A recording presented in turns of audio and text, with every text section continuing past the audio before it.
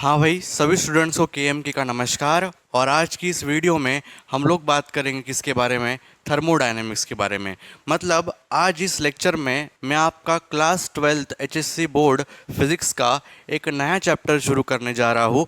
और चैप्टर का नाम है भाई अपने पास थर्मोडायनेमिक्स। अगर थर्मोडायनेमिक जो चैप्टर है यहाँ पर उसकी वेटेज की बात करें तो बोर्ड एग्ज़ाम के लिए उसका वेटेज अपने पास 3 to 5 मार्क्स के बीच में क्या कर सकता है? वैरी कर सकता है। तो आइए शुरू करते हैं अपना थर्मोडायनेमिक्स। तो यहाँ पर हम लोग अपना चैप्टर नंबर 4, ठीक है, और उसका नाम है अपने पास थर्मोडायनेमिक्स। थर्मोडायनेमिक्स कौन सा डायनेमिक्स मेरे भाई? थर्मोडायनेमिक्स। अगर इसके वेटेज की बात करते हैं तो इसका वेटेज अपने पास 3 to 5 मार्क्स के बीच में क्या कर सकता है? वैरी कर सकता है। अब वो डिपेंड करेगा कि इस चैप्टर में से पेपर में कितने क्वेश्चन पूछे जाते हैं। अब हम लोग बात करते हैं किसके बारे में? थर्मोडायनेमिक्स के बारे में। अब थर्मोडायनेमिक्स पे कुछ इंट्रोडक्शन देने से पहले मैं यहाँ पर बताना चाहूँगा कि अपने पास चैप्टर का नाम क्या कहना चाहता है। चैप्टर का नाम जो है अपने पास थर्मोडायनेमिक्स है। और जो थर्मोडायनेमिक्स एक सिंगल वर्ड है, ये दो वर्ड से मिलकर बना है। मतलब थर्मो और अपने पास इधर डायनेमिक्स। थर्मो का मतलब होता है भाई हीट। क्या होता है? हीट। और जो डायनामिक जो वर्ड है ये रिलेटेड है अपने पास किससे? मोशन से। किससे भाई? मोशन से। अब यहाँ पर आपको अंदाज़ा लग रहा होगा कि चैप्टर में कहीं ना कहीं हीट के मोशन की बात होगी। अब ये हीट का मोशन कैसा होता है? अब हीट का मोशन यानी हम बोल सकते हैं हीट का फ्लो। अब ये हीट क्या होता है उसको भी डिस्कस करेंगे। लेकिन सबसे पहले मैं आपको यहाँ पर इस चैप्टर में हमें कौन कौन से टॉपिक्स यहाँ पर क्या करने हैं, कवर करने हैं, उसको क्या उस पे ऊपर क्या दे देता हूँ, एक छोटा सा ओवरव्यू दे देता हूँ। जैसे कि अपना जो थर्मोडायनामिक जो चैप्टर है ये भाई शुरू होता है अपने पास किससे? थर्मल इक्विलिब्रियम से। किससे? Thermal equilibrium. इक्विलिब्रियम से, ठीक है। यहाँ पर दूसरा टॉपिक जो हम पढ़ने वाले हैं वो है जीरोथ जीरोथ लॉ ऑफ अपने पास इधर thermodynamics. Zeroth law of thermodynamics. इसके बाद हम लोग बात करेंगे यहाँ पर सिस्टम सिस्टम एंड सराउंडिंग के बारे में। सिस्टम एंड सराउंडिंग के बारे में। इसके बाद जो सिस्टम भी होते हैं 3 टाइप के होते हैं। तो यहाँ पर 2 टॉपिक आता है अपना types of system. Types of system. और इसके साथ हम लोग क्या डिस्कस कर लेंगे? बाउंड्री। अपने पास बाउंड्री वॉल्स को भी क्या कर लेंगे? डिस्कस कर लेंगे। इसके बाद अपने पास जो टॉपिक आता है वो टॉपिक अपने पास यहाँ पर है भाई फर्स्ट लॉ ऑफ थर्मोडायनेमिक्स। लेकिन फर्स्ट लॉ ऑफ थर्मोडायनेमिक्स को समझने से पहले आपको समझना होगा हीट क्या है, इंटरनल एनर्जी क्या है, इंटरनल एनर्जी क्या है, एंड वर्क डन के बारे में। किसके बारे में? वर्क डन के बारे में आपको जानना होगा। जैसे ही आप यहाँ पर ये सब जान जाएंगे उसके बाद आप फर्स्ट लॉ ऑफ थर्मोडायनेमिक्स पढ़ने के लिए तैयार हो जाएंगे। यहाँ पर फर्स्ट लॉ ऑफ अपने पास thermodynamics. First law of thermodynamics. इसके बाद जो अपना टॉपिक है वो है थर्मोडायनेमिक अपने पास state variables. Thermodynamic state variables. इसके बाद जो अपना टॉपिक आता है वो आता है थर्मोडायनेमिक अपने पास प्रोसेसेस। थर्मोडायनेमिक प्रोसेसेस अपने पास 5 टाइप की प्रोसेसेस होती है। Isobaric process, isochoric process, isothermal process, adiabatic process और साइक्लिक प्रोसेस। इसके बारे में भी हम लोग क्या करेंगे? बात करेंगे। अब यहाँ पर जो टॉपिक आता है अपने पास वो आता है भाई अपने पास हीट इंजन। कौन सा इंजन? Heat engine. यहाँ पर इसके बाद हम लोग बात करेंगे रेफ्रिजरेटर, रेफ्रिजरेटर अपने पास, एंड हीट हीट पंप्स के बारे में, हीट पंप्स के बारे में। इसके बाद जो टॉपिक है अपने पास वो है मेरे भाई second law of thermodynamics, second law of thermodynamics. इसके बाद अपने पास जो है वो है सबसे लास्ट टॉपिक अपने पास यहाँ पर Carnot cycle, Carnot cycle, and अपने पास कार्नोट यहाँ पर इंजन, यहाँ पर कार्नोट साइकिल और कार्नोट इंजन। तो आपका थर्मोडायनेमिक्स का जो सिलेबस है वो शुरू होता है थर्मल इक्विलिब्रियम से, और यही सिलेबस अपने पास ख़त्म होता है कार्नोट साइकिल और कार्नोट इंजन पे। तो यहाँ पर अपने पास ये सारे टॉपिक्स मिलाकर बोर्ड एग्जाम में क्वेश्चन बनेंगे, और वो क्वेश्चन अपने पास ऑन एवरेज अपने पास 3 to 5 मार्क्स के बीच में पूछे जाएंगे। ठीक है, तो ये आपका क्या हो गया, थर्मोडायनेमिक्स का सिलेबस हो गया, जो हमको क्या करना है आने वाले दिनों में पढ़ना है। तो यहाँ पर आज हम कौन कौन से टॉपिक कवर करेंगे? आज हम थर्मल इक्विलिब्रियम के बारे में पढ़ेंगे, देखेंगे थर्मल इक्विलिब्रियम क्या होता है, कैसे दो बॉडी आपस में कब और कैसे थर्मल इक्विलिब्रियम में होती है, इसके बारे में जानेंगे। हम जीरोथ लॉ ऑफ थर्मोडायनेमिक्स जानेंगे, और जीरोथ लॉ ऑफ थर्मोडायनेमिक्स का एप्लीकेशन देखेंगे कि कैसे थर्मोमीटर से हम लोग क्या कर सकते हैं, यहाँ पर टेम्परेचर को कंपेयर कर सकते हैं किसी भी दो बॉडी के। यहाँ पर सिस्टम के और सराउंडिंग के बारे में जानेंगे, types of system and boundary wall भी क्या करेंगे, डिस्कस करेंगे। अब यहाँ पर जो अपने पास सवाल ये है कि अपने पास थर्मोडायनेमिक्स क्या है। मैंने बोल दिया थर्मोडायनेमिक्स हीट का मोशन, लेकिन ये कोई वैलिड डेफिनेशन तो नहीं हुई। तो अपने पास जो बुक के अकॉर्डिंग अपने पास जो थर्मोडायनेमिक्स की डेफिनेशन होती है वो क्या होती है, यहाँ पर बात करेंगे किसके बारे में भाई, थर्मो अपने पास डायनेमिक्स के बारे में।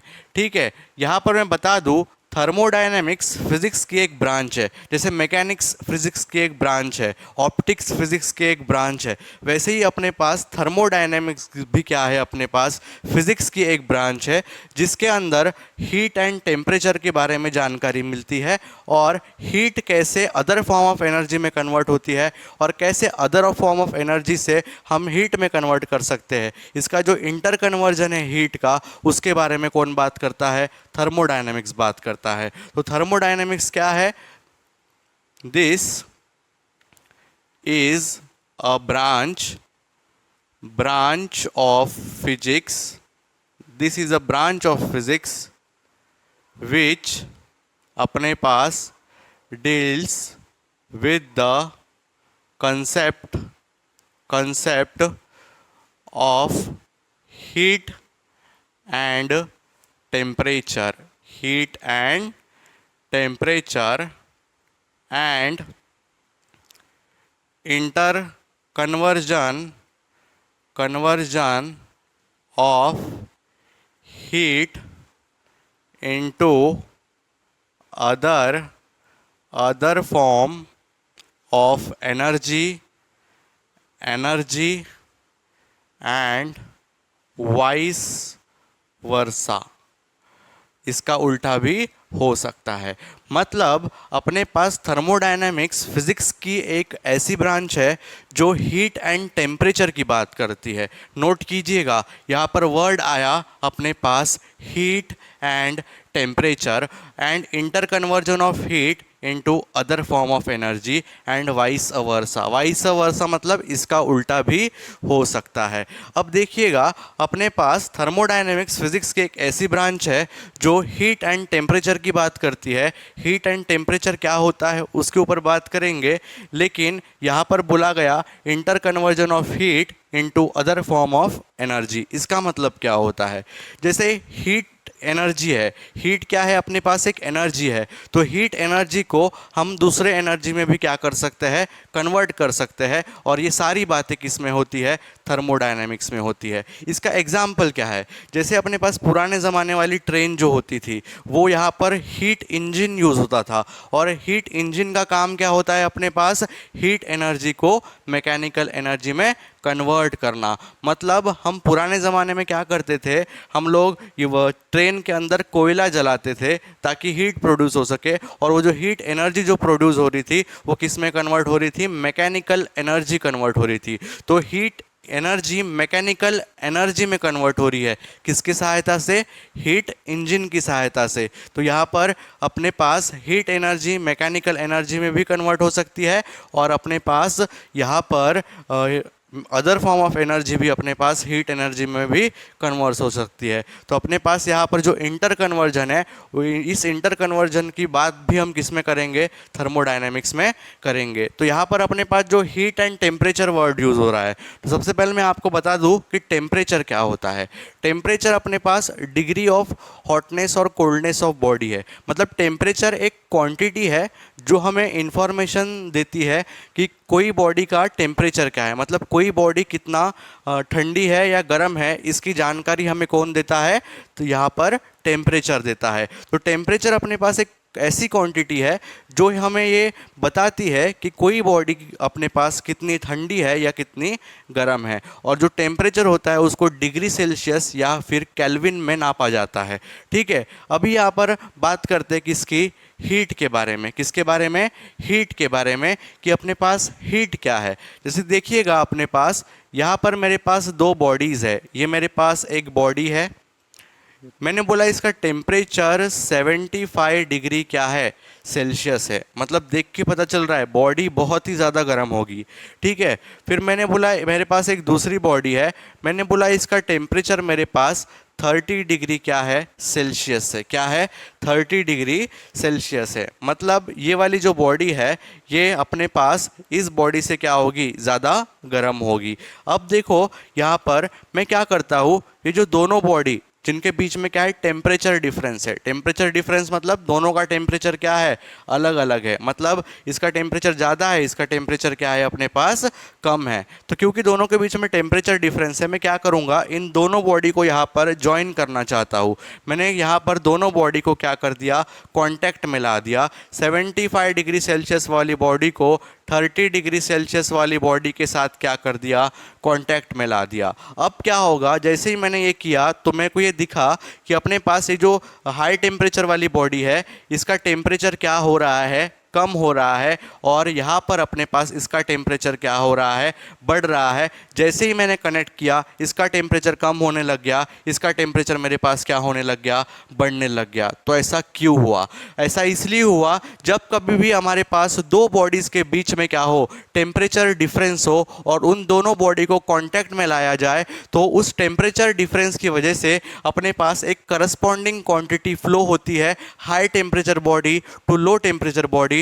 that corresponding quantity is called as heat। मतलब हीट क्या है, अपने पास एक करस्पॉन्डिंग क्वांटिटी है जो तब फ्लो होती है जब दो बॉडी के बीच में क्या हो, टेम्परेचर का डिफरेंस हो, और हीट हमेशा high temperature body to low temperature body होती है। मतलब इस बॉडी से हीट निकल के इस बॉडी में क्या होगी, चली गई। मतलब यहाँ पर क्या फ्लो हुआ, हीट का फ्लो हुआ, high temperature body to low temperature body. इसलिए इसका टेम्परेचर क्या हो रहा है, कम हो रहा है, और इसका टेम्परेचर बढ़ रहा है। लेकिन सवाल यह है कि इसका टेम्परेचर कब तक कम होता रहेगा और इसका टेम्परेचर कब तक बढ़ता रहेगा। ऐसा तब तक होते रहेगा जब तक दोनों बॉडीज़ का टेम्परेचर क्या ना हो जाए, सेम ना हो जाए, और तब तक हीट क्या होगी, दोनों बॉडी के बीच में एक्सचेंज होती रहेगी जब तक दोनों बॉडी का टेम्परेचर क्या ना हो जाए, सेम ना हो जाए। मैंने बोल दिया कि 75 डिग्री सेल्सियस वाली बॉडी है, इसका टेम्परेचर मेरे पास कम होके कितना हो गया, 50 डिग्री सेल्सियस होगा, और इसका टेम्परेचर मेरे पास बढ़ के कितना हो गया, यहाँ पर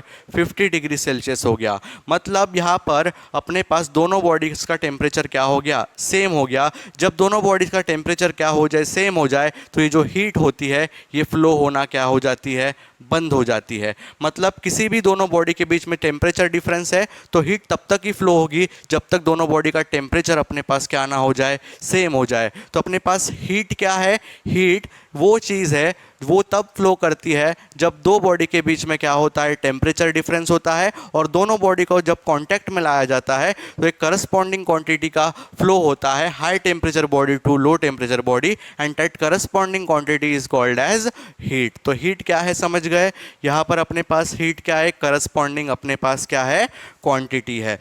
अब यहाँ पर हम लोग भाई बात करेंगे किसके बारे में, थर्मल इक्विलिब्रियम के बारे में। किसके बारे में मेरे भाई, थर्मल इक्विलिब्रियम के बारे में। तो ध्यान दीजिएगा, यहाँ पर हम बात करने जा रहे हैं थर्मल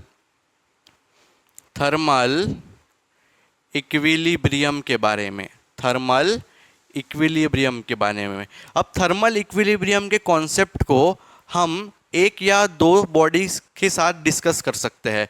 मैं दो बॉडीज मान लेता हूँ। अब यहाँ पर मेरे पास एक बॉडी ये है और एक बॉडी ये है। यहाँ पर दोनों बॉडीज आपस में क्या है, कांटेक्ट में है।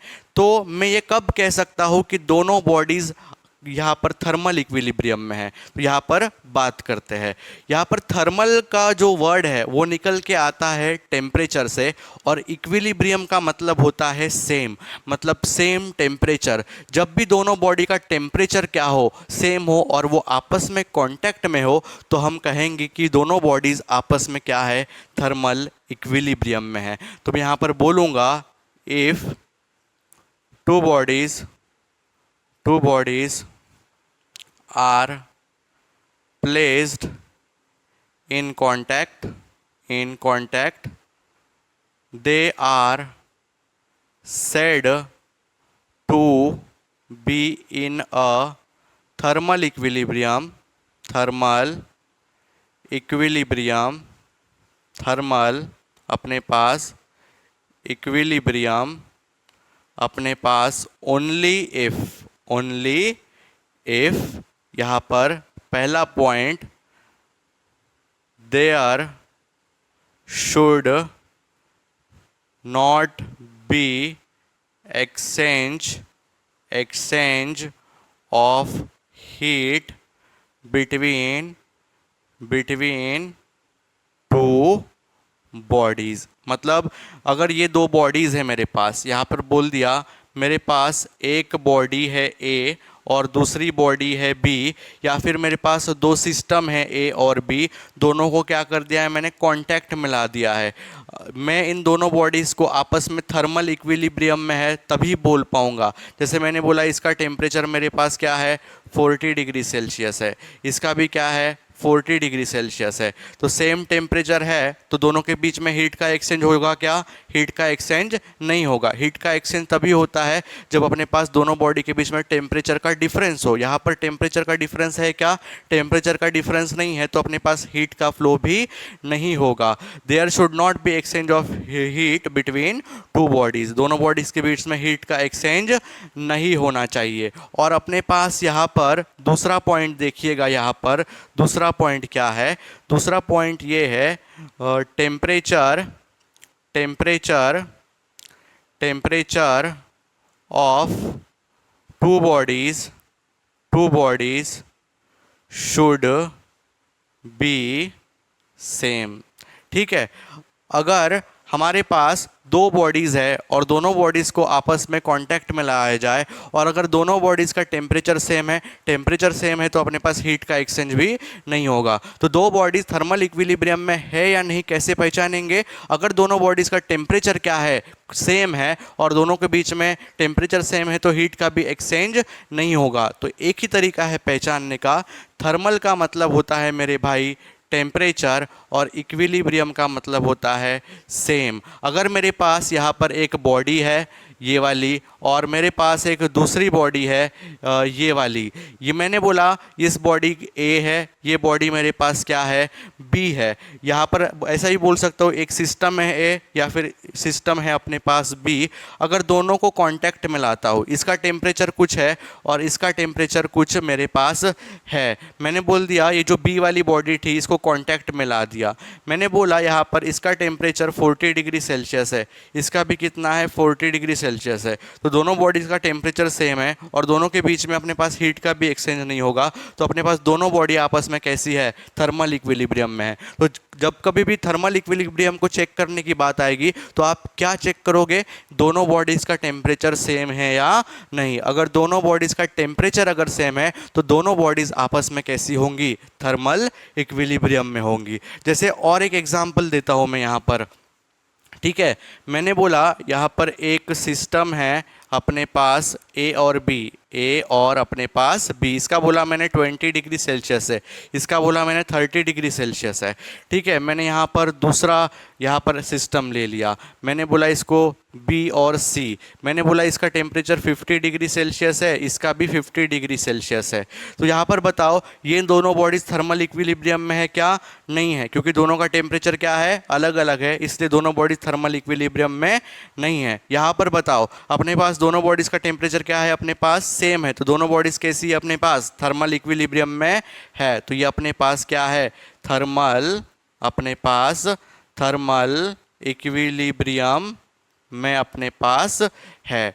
मतलब थर्मल इक्विलिब्रियम में होने का मतलब है जो बॉडीज आपस में कांटेक्ट में है उनका टेम्परेचर क्या होना चाहिए, सेम होना चाहिए, ठीक है। तो यहाँ पर आपका क्या हो गया, ये थर्मल इक्विलिब्रियम में हो गया। ये लिखिएगा। अब हम डिस्कस करते हैं जीरोथ लॉ ऑफ थर्मोडायनेमिक्स। हाँ भाई देखिएगा, अभी हम लोग बात करेंगे किसके बारे में, अपने पास जीरोथ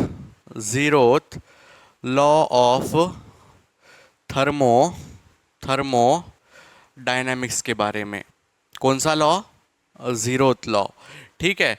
अब जीरोथ लॉ ऑफ थर्मोडायनेमिक्स क्या है और इसकी स्टेटमेंट क्या कहती है, आइए देखते हैं। यहाँ पर अपने पास स्टेटमेंट, क्या बोला मैंने, स्टेटमेंट क्या कहती है इसकी। तो स्टेटमेंट देखिएगा अपने पास, मैंने बोला इफ सिस्टम या फिर बॉडी कह लो, if system A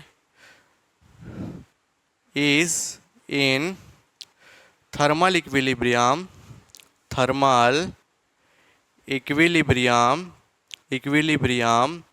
with system B and C separately, then system B and C are also in thermal equilibrium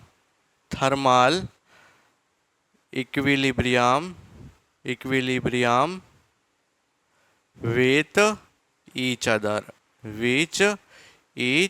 other। कहना क्या चाहते हो भाई, अगर ये statement zeroth law of thermodynamics की जो स्टेटमेंट है ये कह रही है कि अगर अपने पास कोई सिस्टम ए है और वो बी और सी के साथ क्या है, एक साथ थर्मल इक्विलिब्रियम में है, तो अपने पास बी और सी भी आपस में क्या होंगे, थर्मल इक्विलिब्रियम में होंगे। और थर्मल इक्विलिब्रियम का मतलब क्या होता है, अभी जाना था, अगर दो बॉडीज का टेम्परेचर सेम है तो उसी को क्या कहते हैं, थर्मल इक्विलिब्रियम कहते हैं। तो यहाँ पर देखिएगा, अगर मेरे पास कोई सिस्टम है ए और मेरे पास सिस्टम है बी और मेरे पास सिस्टम है मेरे पास सी, अगर मैं दोनों बॉडीज़ के बीच में अगर ऐसा एरो बना दूँ तो समझ लेना दोनों बॉडीज़ आपस में क्या है, थर्मल इक्विलिब्रियम में है, मतलब दोनों बॉडीज़ का टेम्परेचर क्या है, अपने पास सेम है।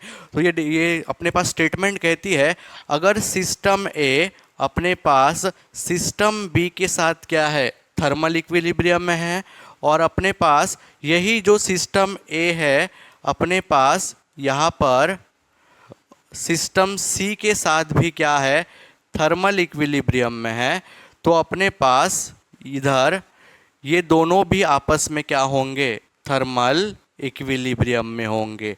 मतलब अपने पास बी और सी भी अपने पास आपस में कैसे होंगे भाई, थर्मल इक्विलिब्रियम में होंगे।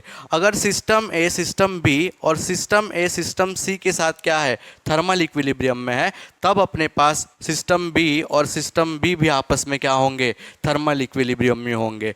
मतलब अगर सिस्टम ए का टेम्परेचर सिस्टम बी के बराबर है, अगर सिस्टम ए का टेम्परेचर सिस्टम सी के बराबर है, तो अपने पास यहाँ पर सिस्टम बी का टेम्परेचर सिस्टम सी के क्या होगा, बराबर होगा। इसका टेम्परेचर इसके बराबर है, अगर इसका टेम्परेचर इसके बराबर है, दोनों का भी टेम्परेचर में क्या होगा, बराबर होगा। तो अपने पास यहाँ पर यही क्या है, जीरोथ लॉ ऑफ थर्मोडायनेमिक्स है।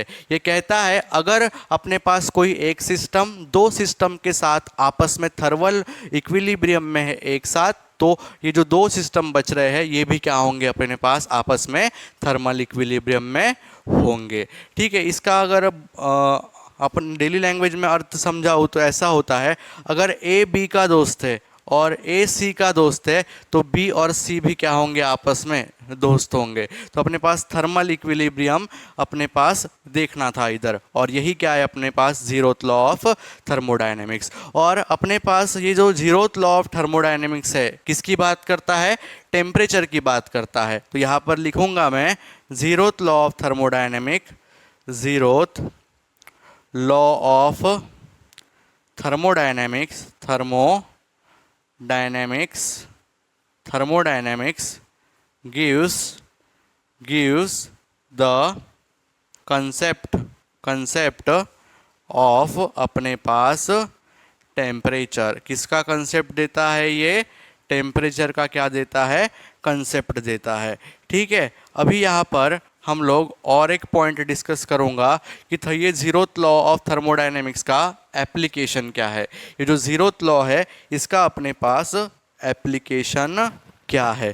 तो देखिएगा यहाँ पर जीरोथ लॉ ऑफ थर्मोडायनेमिक्स का एप्लीकेशन क्या है। Zeroth law of thermodynamics, zeroth law of thermo, यहाँ पर थर्मो डायनेमिक्स अपने पास enable us to compare the temperature of two bodies using thermometer.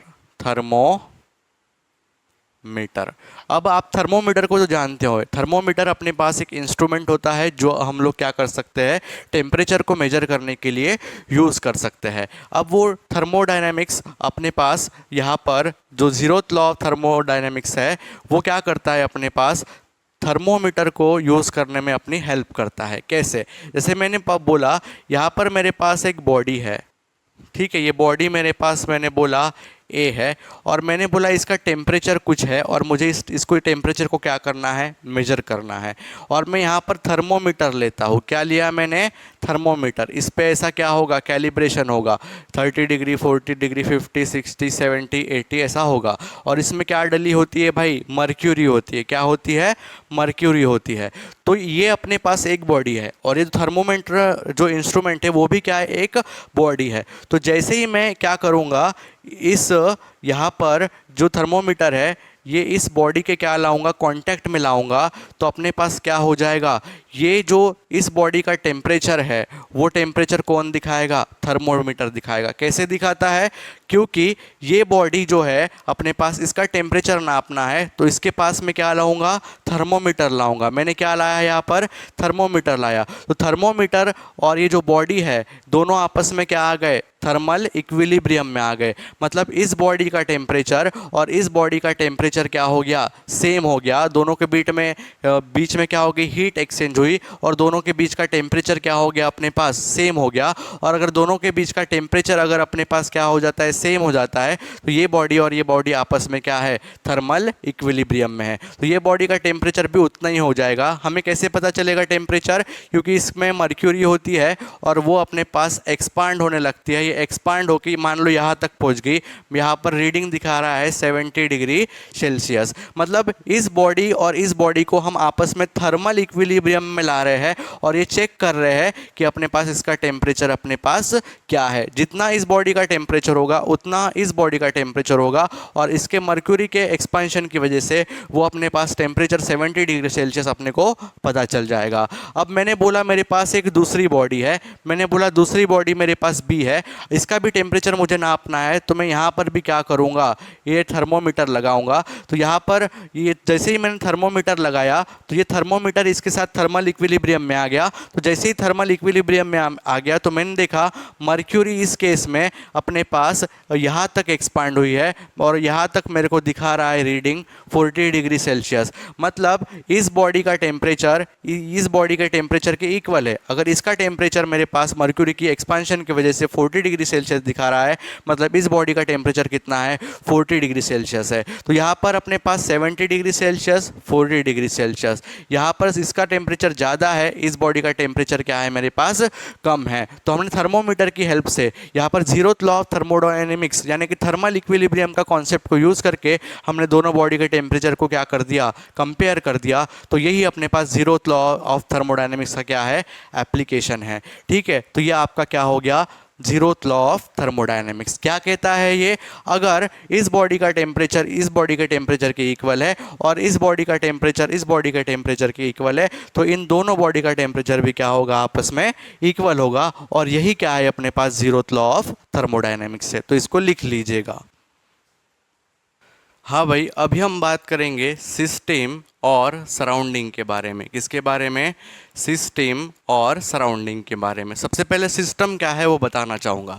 जैसे मैं किचन में गया और मैं किचन में यहाँ पर एक कंटेनर लिया, क्या लिया, एक कंटेनर लिया, उसको मैंने क्या कर दिया भाई, गैस पे रख दिया। क्या कर दिया भाई, इस कंटेनर को मैंने गैस पे रख दिया और इस कंटेनर में मैं यहाँ पर वाटर को बॉईल करना चाह रहा हूँ और मैं देखना चाह रहा हूँ कि वाटर कहाँ तक बॉईल होता है, वाटर किस टेम्परेचर के बाद भाप में कन्वर्ट, वेपर्स में कन्वर्ट होने लगता है। मैं इस यहाँ पर जो कंटेनर है इसकी स्टडी करना चाहता हूँ। मतलब इस कंटेनर पे मैं, या फिर इस कंटेनर में जो पानी है वो जो बॉईल कर रहा है उस पर मैं इन्वेस्टिगेशन करना चाहता हूँ। तो मेरे पास इतनी सारी दुनिया है और इस यूनिवर्स में से, मतलब ये जो पूरा का पूरा यूनिवर्स है जिसमें हम रहते हैं, इस पूरे के पूरे यूनिवर्स में से मैं सिर्फ अभी यहाँ पर इस कंटेनर के अंदर और कंटेनर के अंदर जो पानी है और ये जो कंटेनर है, पूरा फोकस मेरा इस पर है। मतलब इस पूरे यूनिवर्स में अभी मैं इन्वेस्टिगेशन किस पे कर रहा हूँ, इस छोटे से पोर्शन पे कर रहा हूँ। तो मेरे पास ये क्या हो जाएगा, मेरा सिस्टम हो जाएगा। क्या हो जाएगा, सिस्टम हो जाएगा। और इस सिस्टम को छोड़ के मेरे पास इस दुनिया में जो कुछ भी है वो क्या कहलाएगा भाई, मेरे पास सराउंडिंग कहलाएगा। क्या कहलाएगा, सराउंडिंग कहलाएगा। ठीक है, मतलब जो पोर्शन इस यूनिवर्स का मैं अभी फ़िलहाल में इन्वेस्टिगेशन के लिए चूज़ कर रहा हूँ वो कहलाएगा भाई मेरा सिस्टम। और इस सिस्टम को छोड़कर इस यूनिवर्स में जो कुछ भी है वो क्या कहलाएगा भाई, सराउंडिंग। और एक बात यह है कि सिस्टम और सराउंडिंग को सेपरेट कौन करके रख रहा है, इस कंटेनर की बाउंड्री। मतलब यहाँ पर बाउंड्री अपने पास, इसको बोलते हैं बाउंड्री वॉल। क्या बोलते हैं, बाउंड्री वॉल। मतलब ये जो पूरा का पूरा यूनिवर्स है वो किससे मिलकर बना है, सिस्टम प्लस सराउंडिंग और सिस्टम प्लस सराउंडिंग को सेपरेट करने वाला दोनों को वो क्या है, बाउंड्री अपने पास वॉल है। क्या है, बाउंड्री वॉल है। सिस्टम, सराउंडिंग और बाउंड्री वॉल से मिलकर अपना क्या बना है, पूरा यूनिवर्स बना है। क्या बना है मेरे भाई, यूनिवर्स बना है। तो आप यहाँ पर देख सकते हैं, हम यहाँ पर क्या कर सकते हैं, देख सकते हैं कि अपने पास system plus surrounding plus boundary wall is equal to क्या हो गया, यूनिवर्स हो गया। तो सिस्टम क्या है, अगर किसी ने पूछा सिस्टम क्या है, मैं बोलूँगा कि अपने पास सिस्टम वो पोर्शन है यूनिवर्स का जो फिलहाल के लिए मैं इन्वेस्टिगेशन के लिए चूज़ कर रहा हूँ, वो मेरा क्या हो जाएगा, सिस्टम हो जाएगा। और अपने पास सिस्टम को छोड़ के इस दुनिया में, इस यूनिवर्स में जो कुछ भी है वो क्या है, सराउंडिंग है। और सिस्टम और सराउंडिंग को सेपरेट कौन करके रख रहा है, अपने पास ये जो कंटेनर की बाउंड्रीज है ये क्या कर रही है, सिस्टम और सराउंडिंग को सेपरेट कर रही है। तो ये क्या है, बाउंड्री वॉल है। तो अपने पास यहाँ पर लिखूंगा सिस्टम क्या है, the portion of the universe, अपने पास यूनिवर्स चूज्ड फॉर इन्वेस्टिगेशन, अपने पास investigation is called as system. क्या बोलते हैं इसको, सिस्टम बोलते हैं। और मेरे भाई सराउंडिंग क्या है, अपने पास सराउंडिंग क्या है, सराउंडिंग अपने पास द पोर्शन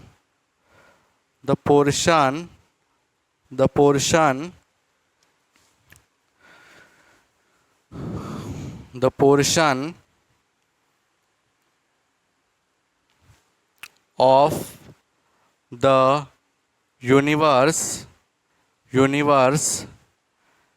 एक्सेप्ट, या फिर बोल सकते हैं अपने पास इधर other than system is called as अपने पास सराउंडिंग। क्या बोलते हैं इसको, सराउंडिंग बोलते हैं। मतलब अपने पास वो पोर्शन इस यूनिवर्स का जिसको हम इन्वेस्टिगेशन के लिए चूज़ कर रहे हैं वो सिस्टम कहलाएगा। और अपने पास सिस्टम को छोड़ के इस यूनिवर्स में जो कुछ भी है वो सराउंडिंग है। और अपने पास सिस्टम और सराउंडिंग को जो सेपरेट करके रख रहा है उसको क्या कहते हैं, बाउंड्री वॉल कहते हैं। जैसे मैंने बोला यहाँ पर एक कंटेनर है और इस कंटेनर में पानी है और मैं इसको ऑब्जर्व कर रहा हूँ, इसको इन्वेस्टिगेशन कर रहा हूँ। तो मेरा ये जो कंटेनर है और कंटेनर का अंदर का पानी है ये मेरा क्या हो जाएगा, सिस्टम हो जाएगा। और बाहर की जो सराउंडिंग है, हवा है या फिर पेड़ है, कुछ है, गैस रखा है बाजू में, वो क्या है, मेरा सारा सराउंडिंग है। मतलब सिस्टम को छोड़ के बाकी जो कुछ भी बच रहा है वो क्या है, सराउंडिंग है। अब ये सराउंडिंग और सिस्टम को सेपरेट कौन करके रख रहा है, मतलब ये जो कंटेनर है, कंटेनर के अंदर का पानी है और इस सराउंडिंग को सेपरेट कौन करके रख रहा है, ये जो कंटेनर की जो बाउंड्री है वो क्या करके रख रही है, इसको सेपरेट करके रख रही है। तो अपने पास यहाँ पर सिस्टम और सराउंडिंग और बाउंड्री वॉल के बारे में हमने जान लिया। तो यहाँ पर अब बात करते हैं किसके बारे में, टाइप्स ऑफ सिस्टम के बारे में। किसके बारे में भाई, टाइप्स ऑफ सिस्टम के बारे में। यहाँ पर लिखता हूँ मैं टाइप्स ऑफ सिस्टम, सबसे पहला टाइप जो सिस्टम का है वो अपने पास है ओपन सिस्टम। कौन सा सिस्टम, यहाँ पर मेरे पास ओपन सिस्टम। अब ये ओपन सिस्टम क्या होता है, देखिएगा, एक ऐसा सिस्टम जो क्या करेगा, सराउंडिंग के साथ अपने पास एनर्जी और मटेरियल दोनों का एक्सचेंज करेगा, उसको कहा जाता है अपने पास ओपन सिस्टम। क्या कहा जाता है मेरे भाई, ओपन सिस्टम। मैंने बोला the system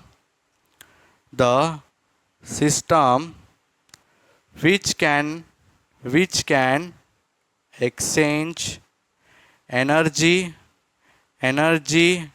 and material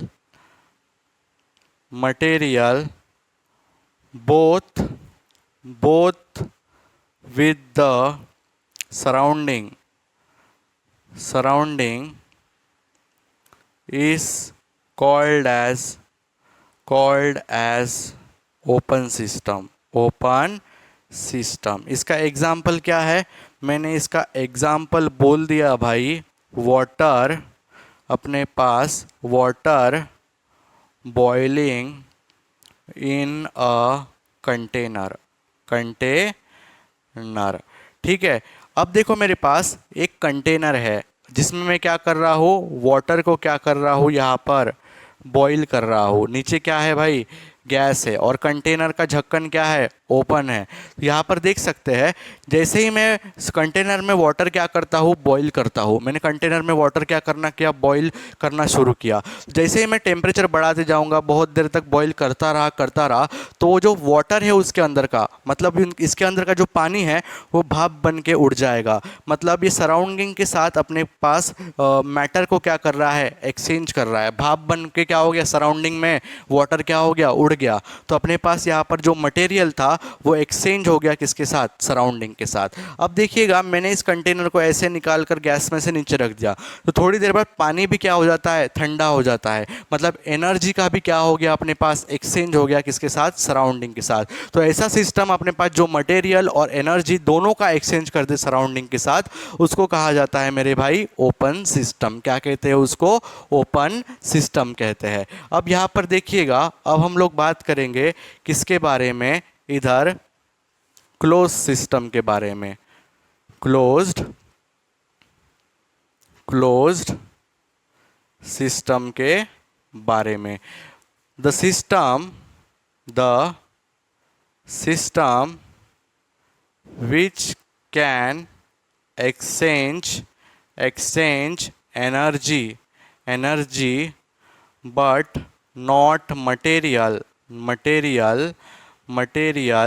with surrounding is called as closed system। इसका एग्जाम्पल अपने पास क्या हो गया छोटे, कुकर हो गया। क्या हो गया, कुकर। जैसे मैंने कुकर में चावल गर्म कर रहा हूँ, चावल गर्म होगा, ठंडा होगा, मतलब एनर्जी का एक्सचेंज तो हो रहा है सराउंडिंग के साथ। लेकिन चावल को कितना भी गर्म करो, चावल अपने पास सराउंडिंग के साथ ऐसे कम नहीं हो जाता, सराउंडिंग के साथ एक्सचेंज नहीं हो जाता। तो अपने पास यहाँ पर कुकर क्या है, अपने पास एक क्लोज सिस्टम का क्या है, एग्जाम्पल है। अब हम लोग बात करते हैं किसके बारे में, आइसोलेटेड सिस्टम के बारे में। आइसोलेटेड सिस्टम क्या होता है, द सिस्टम अपने पास यहाँ पर the system which cannot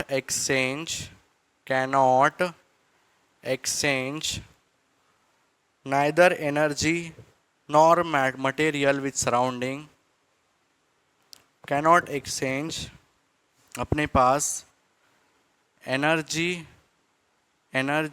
and material both with the surrounding is called